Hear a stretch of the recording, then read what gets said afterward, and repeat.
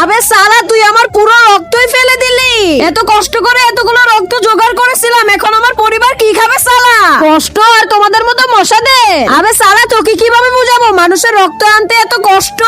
হ্যাঁ, আমি যদি মশা হতাম না তাহলে এরকম রক্ত 10 গ্লাস আমি তুড়ি বাজিয়ে এনে দিতাম। আচ্ছা তাই নাকি?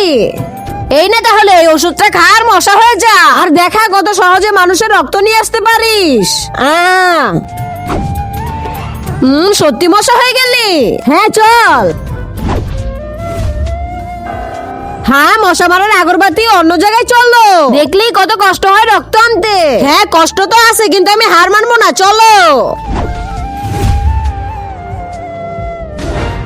হ্যাঁ গুড নাইট, কোথাও অন্য জায়গায় চলো। দাঁড়া, চারপাশে দেখিনি কোথাও কোনো কিছু আছে নাকি। না, কোথাও কোনো কিছু নেই, ও রক্ত চুষে নিয়ে আসি।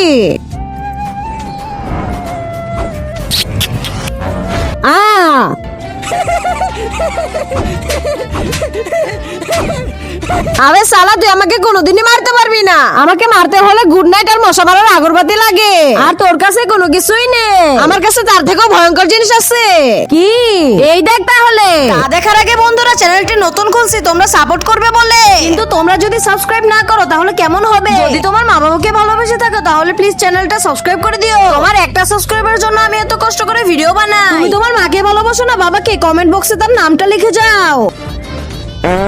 ওরে কি গন্ধরে মরে গেলাম রে।